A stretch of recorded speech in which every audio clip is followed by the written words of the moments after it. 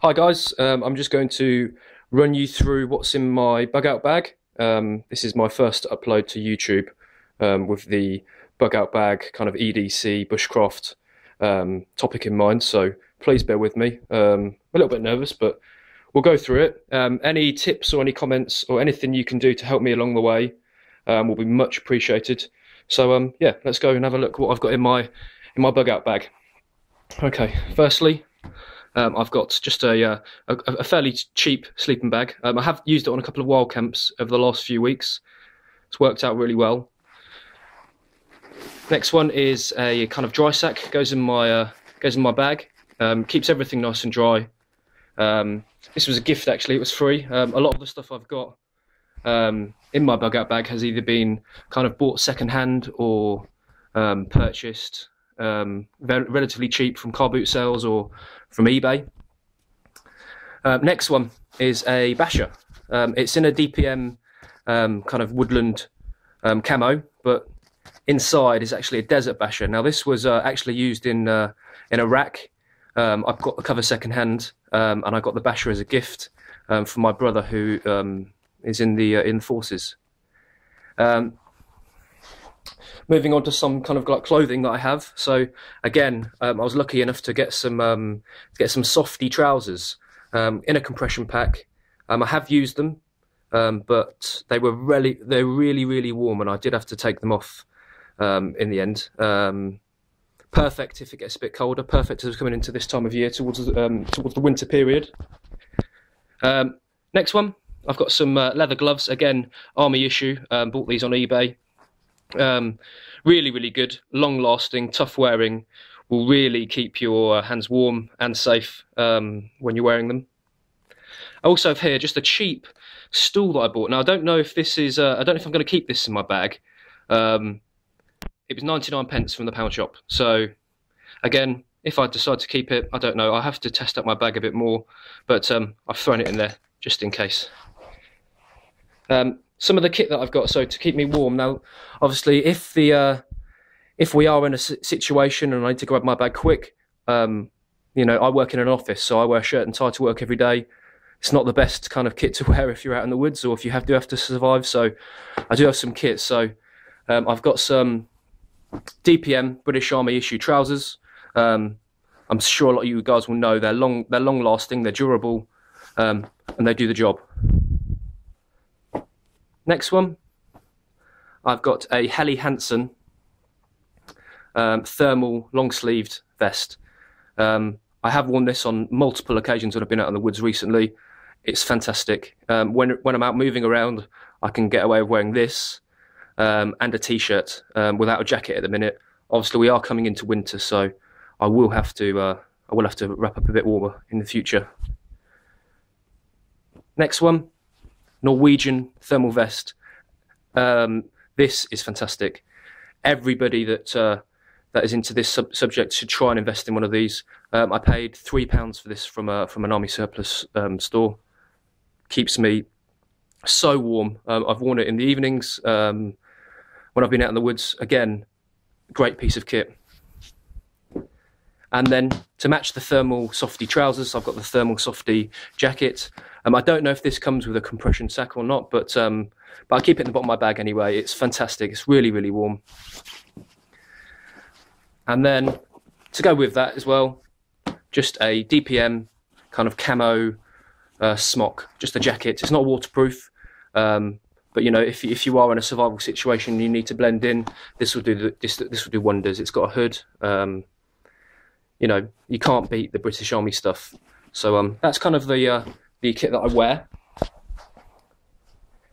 I've also got a mixture of rations.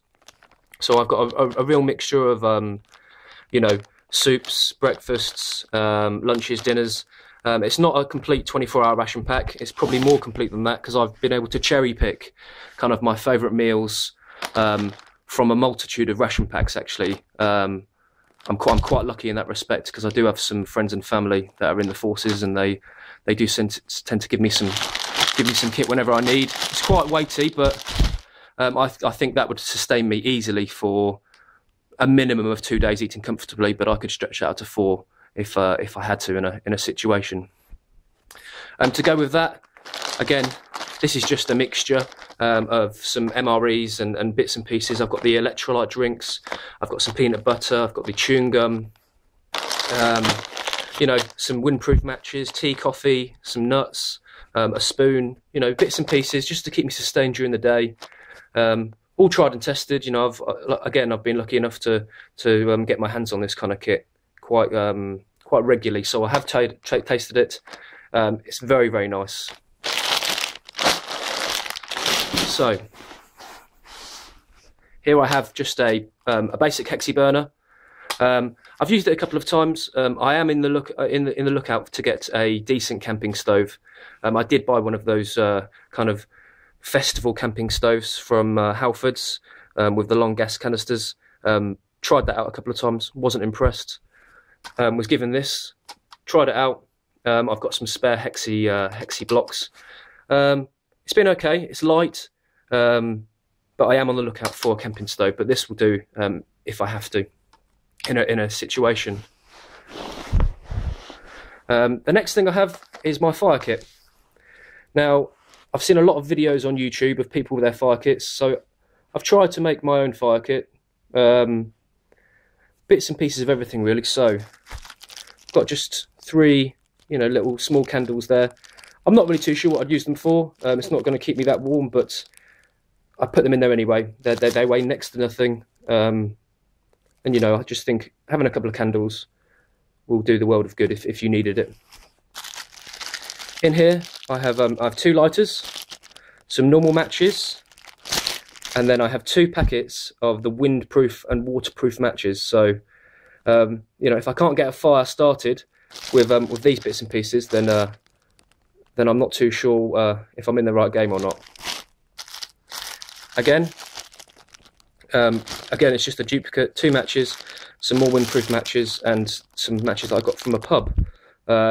I'll always be on the lookout for bits and pieces if they're going free, so I took them, put them in there. Next, a very, very small fire rod.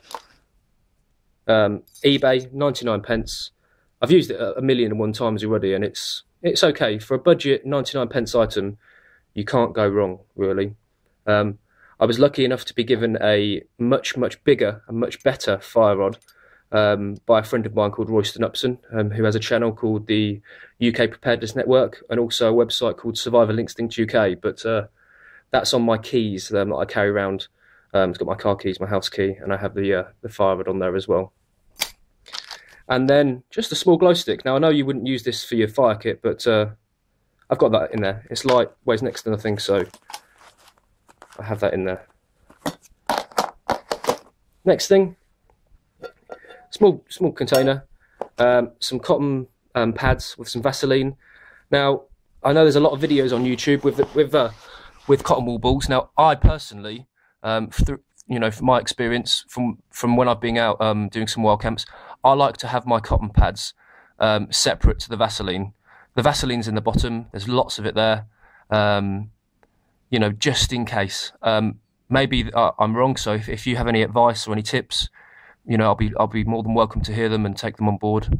I am still, again, relatively new to this, so any comments or advice will be much appreciated. Next, just a high-vis vest. Just again, 99p. You could need this from 1,000,001 things, from, you know, having your bug out bag in the back of your car and breaking down on the motorway and needing a vest to you know, worst case scenario, having to wear that and try and signal someone if they're in a helicopter. I don't know. There's 1,000,001 uses for a high vis vest. It's light, it's cheap, it weighs next to nothing, so it's in the bag. Next one, this is just a generic first aid kit. Now, I've taken a few things out and put in some of the things that I know work for me. So, you know, I have put Cocoldamol tablets in there. They're pretty strong. They work for me. I did have a prescription with them, so I managed to blag a few extra from the doctor, and I've kept them in there because they're strong. They work wonders. So, I am looking to expand my first aid kit, and you know, it's only small. It's probably inadequate, but it's better than nothing. Next one. Now I know I got a lot of guys on YouTube that they go really into depths with their knives. Now, I hate to repeat myself, guys, but I'm not that experienced. I'm still getting used to everything. So this is my knife. I think it's a Boker elk hunter knife. You'll have to excuse me. My knife etiquette's not great with one hand. But this was a gift from a friend of mine called Survival Bloke. I think it retails for about £40–50. I told him I was going on my first wild camp, and he gave this to me for free. I'm not sure what the wood is. I think this is rosewood. I'd love to know what this wood is. I've no idea. He put some paracord on there. I've used it. He showed me how to sharpen it, but I don't have a sharpening stool. A sharpening stone. But again, I'll get there and I'll get one, and maybe one day do an upload on knife sharpening. Okay. I also have a multi-tool. TK Maxx. This was from $5.99 or something. It's a multi-tool. It's not your Leatherman. It's not your fancy multi-tool. But again, if you need a tool and you need it at hand quickly, it's at the top of my bag.